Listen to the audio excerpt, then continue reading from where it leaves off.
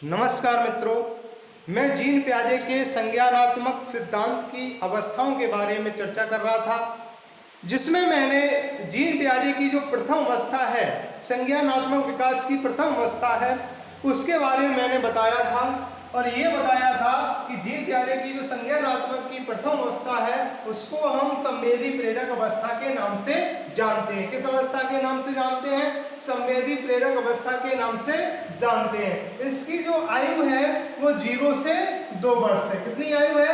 0 से 2 वर्ष है। इसके बारे में मैंने और बताया था कि इस अवस्था को संवेदी मोटा अवस्था कहते हैं, संवेदी पेशी अवस्था कहते हैं, यानी कि कई इसके नाम या उपनाम के हैं। इससे कई नाम और उपनाम हैं। अगला बताया था मैंने कि संवेदी प्रेरक अवस्था को 6 अवस्थाओं में बांटा गया है। कितनी अवस्थाओं में बांटा गया है? 6 भागों में बांटा गया है या 6 अवस्थाओं में बांटा गया है, 6 चरणों में बांटा गया है। इसके बारे में मैंने आपको बताया भी था। क्या बताया था? कि इनकी 6 अवस्थाएं कौन कौन सी हैं? प्रतिवर्त क्रियाओं की अवस्था, एक बार देख लीजिए, प्रतिवर्त क्रियाओं की अवस्था ये पहली बताई थी मैंने आपको। दूसरी मैंने आपको बताई थी मुख्य व्रति प्रतिक्रियाओं की अवस्था, मुख्य व्रति प्रतिक्रियाओं की अवस्था, प्रतिक्रियाओं की अवस्था। और तीसरी मैंने बताई थी आपको, गौड़ व्रति प्रतिक्रियाओं की अवस्था, गौड़ वृत्ति प्रतिक्रियाओं की अवस्था बताई थी मैंने। और चौथी बताई थी गौड़ स्कीमेटा के समन्वय की अवस्था, गौड़ स्कीमेटा के समन्वय की अवस्था,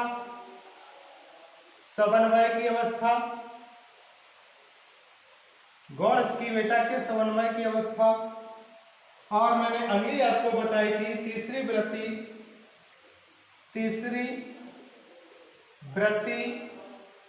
प्रतिक्रियाओं की अवस्था, इसके बारे में मैंने बताया था आप लोगों को। इसके बाद मैंने बताया मानसिक संयोग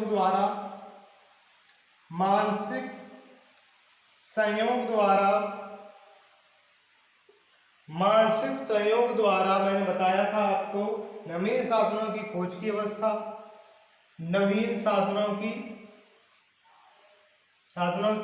खोज की अवस्था। इसके बारे में मैंने चर्चा की थी और बताया भी था। चलिए मित्रों, आगे पढ़ने से पहले हमारे चैनल को सब्सक्राइब करिए, बेल आइकन बटन दबाइए, लाइक करिए, कमेंट करिए, ताकि हमको भी लगे कि मैंने जो पढ़ाया है वो आपके समझ में आया है। नहीं तो मैं ये समझेंगे कि आपको ये मेरा पढ़ाया हुआ बिल्कुल समझ में नहीं आ रहा है। मित्रों, बस आपको इतना ही सहयोग करना है। अगर आप सब्सक्राइबर हैं तो अपने मित्रों को भी सब्सक्राइब करवाइए, ताकि मुझे भी अच्छा लगे। चलिए मित्रों, इसके बारे में पढ़ते हैं। संवेदी प्रेरक की पहली अवस्था, द्वितीय अवस्था, तृतीय अवस्था, फोर्थ, चौथ और लास्ट में मैंने बताई थी आपको सिक्स्थ अवस्था। इनके अन्य अवस्थाओं के बारे में मैं चर्चा कर चुका था। अगला मैं आपको बताता हूँ। अगली अवस्था है जीन पियाजे की द्वितीय अवस्था। इस अवस्था को पूर्व संक्रियात्मक अवस्था कहते हैं। दूसरी अवस्था कौन सी है? पूर्व संक्रियात्मक अवस्था। दूसरी अवस्था कौन सी है? पूर्व संक्रियात्मक अवस्था। इसकी आयु है 2 से 7 वर्ष। आयु कितनी है? 2 से 7 वर्ष है। कहने का मतलब है ये पूर्व संक्रियात्मक अवस्था इसको क्यों कहा गया है? क्योंकि इस अवस्था में बालक की जो क्रिया होती है, व्यवहार होते हैं, वो कहीं ना कहीं पहले वाली क्रियाओं पर आधारित होते हैं। इसके जो व्यवहार, क्रिया या व्यवहार पहले वाली क्रिया पर आधारित होते हैं। इसलिए इसको पूर्व संक्रियात्मक अवस्था कहा जाता है। इस अवस्था को प्राक काल भी कहा जाता है। इस अवस्था को क्या कहा जाता है? प्राक काल भी कहा जाता है। इस अवस्था को दो भागों में विभाजित किया गया है। इस अवस्था को कितने भागों में विभाजित किया गया है? दो भागों में विभाजित किया गया है। पूर्व वैचारिक अवस्था, पहली अवस्था है पूर्व वैचारिक अवस्था, वैचारिक अवस्था, और दूसरी है, देख लीजिए, दूसरी है अंतःदर्शी अवस्था, अंतदर्शी अवस्था। पहली अवस्था है पूर्व वैचारिक अवस्था, दूसरी है अंतदर्शी अवस्था। पूर्व वैचारिक अवस्था की आयु है 2 से 4 वर्ष। इसकी जो एवरेज आयु है 2 से 4 वर्ष है, और इसकी एवरेज आयु है 4 से 7 वर्ष। इसको दो भागों में डिवाइड किया है या बांटा गया है। तो इसकी पहली अवस्था है पूर्व वैचारिक अवस्था और दूसरी है अंतदर्शी अवस्था। अब बात करते हैं पूर्व वैचारिक अवस्था की। पूर्व वैचारिक अवस्था में क्या होता है कि बालक में जो चिंतन प्रक्रिया होती है वह चिंतन प्रक्रिया बालक की कुछ अलग तरह से होती है। इस अवस्था में बालक वस्तुओं और शब्द प्रतिमाओं आदि के बारे में, कहने का मतलब है यह अवस्था में जो बालक होता है तो वो कहीं ना कहीं शब्द प्रतिमाओं यानी कि मतलब इनके सामने कोई शब्द हो या कोई प्रतिमा हो और कोई वस्तु हो, शब्द, प्रतिमा या कोई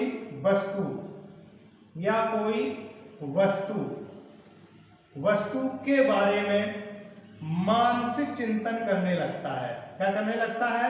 मानसिक चिंतन करने लगता है। कहीं ना कहीं कोई शब्द या प्रतिमा माने मूर्ति या कोई छाया होती है, उसके बारे में मानसिक चिंतन, या कोई वस्तु होती है या वस्तुओं के बारे में वह मानसिक चिंतन करने लगता है। कहने का मतलब है इस अवस्था में जो बालक की क्रिया होती है वो कैसी होती है? कहीं ना कहीं वो उसकी प्रतिमा, शब्द और वस्तु पर आधारित होती है।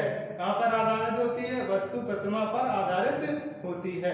अगला आती है अंतःदर्शी अवस्था। इस अवस्था 4 से 7 वर्ष की अवस्था है। अंतःदर्शी अवस्था कितनी है?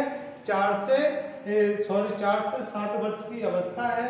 इस अवस्था में बालक की जो क्रिया होती है, जो चिंतन तर्कड़ा होती है, देख लीजिए, इस अवस्था में बालक की चिंतन तर्कड़ा, मतलब चिंतन तर्कड़ा मीन्स तर्क करने की क्षमता, चिंतन तर्कड़ा पहले से, यानी कि पहले से अधिक कैसी हो जाती है? परिपक्व हो जाती है।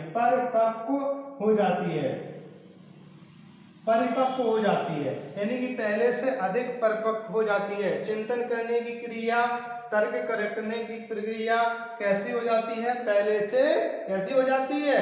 अधिक परिपक्व हो जाती है। यानी कि पहले की जो क्रियाएं हैं, पहले की ये समझने की क्रिया है, चिंतन करने की क्रिया है, वो पहले से कहीं ना कहीं परिपक्व हो जाती है। इस अवस्था में बालक जो होता है जोड़, घटाना, गुणा, भाग आदि के बारे में क्या करने लगता है? उनके नियमों को नहीं समझ पाता लेकिन जान तो पाता है। कहने का मतलब है, कह सकते हैं गुणा, भाग, जोड़, घटाना, तो इनके बारे में जानता तो है लेकिन इनके नियम को नहीं समझता है। क्या नहीं समझता? इनके नियमों को नहीं समझ पाता है। कहने का मतलब है इस अवस्था के जो बालक है चिंता तर्कड़ा पहले से तो विकसित हो जाती है, परंतु जोड़ना, घटाना, गुणा, भाग जैसी क्रियाएं हैं उन्हें केवल जानता तो है लेकिन उनके नियमों को नहीं समझ पाता है, मित्रों। अगली अवस्था हम आपको बता देते हैं। कौन सी अवस्था बता देते हैं? अगली अवस्था आपकी आती है मूर्त संक्रियात्मक अवस्था। कौन सी आती है अवस्था? मूर्त संक्रियात्मक अवस्था। मूर्त संक्रियात्मक अवस्था में ज्यादा कुछ नहीं है। मूर्त संक्रियात्मक अवस्था देख लीजिए। मूर्त संक्रियात्मक अवस्था, इसकी आयु होती है 7 से 11 वर्ष। कितनी होती है? 7 से 11 वर्ष होती है। और इस अवस्था में जो बालक की क्रिया होती है वो कहीं ना कहीं आगमनात्मक मतलब कैसी होती है, आगमनात्मक या कह सकते हैं आगमनकारी क्रिया, आगमनकारी क्रिया होती है। कैसी होती है, आगमनकारी क्रिया होती है। इस अवस्था में बालक की जो क्रिया होती है आगमन मीन्स उदाहरण कह सकते हैं। कैसी होती है, उदाहरणात्मक क्रिया होती है, कह सकते हैं उदाहरण की तरह होती है, क्योंकि मूर्त है। मूर्त इसको कहते हैं प्रतीकात्मक। क्या कहते हैं, प्रतीकात्मक इसको भी कहते हैं, छायांकित भी कहते हैं, या कैसे प्रत्यक्ष अवस्था भी इसको कहते हैं,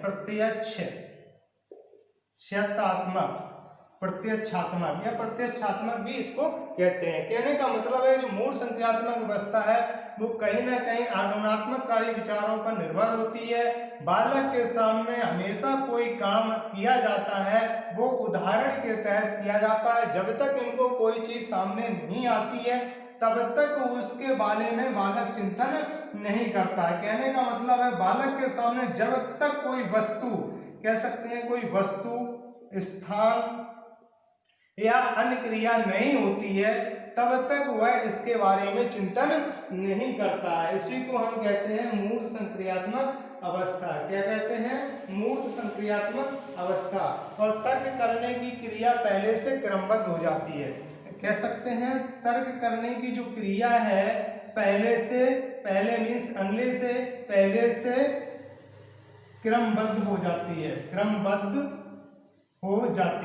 पहले से क्रमबद्ध हो जाती है। किस अवस्था में, मूर्त संक्रियात्मक अवस्था में। अब हम आपको बताते हैं औपचारिक संक्रियात्मक अवस्था। अगली आपको बता देते हैं, अगली लास्ट है आपकी औपचारिक संक्रियात्मक अवस्था। अगली कौन है, औपचारिक संक्रियात्मक अवस्था। इसकी आयु है 11 से 15 या ऊपर, 11 से 15 या ऊपर। इसी को कहते हैं अमूर्त संक्रियात्मक अवस्था, अमूर्त संक्रियात्मक अवस्था। इसी को क्या कहते हैं, अमूर्त संक्रियात्मक अवस्था। ठीक है, इसको हम अमूर्त संक्रियात्मक अवस्था के बारे में जानते हैं। इसमें जो तर्क करने की क्रिया होती है वो तर्क करने की क्रिया कैसी होती है, यानी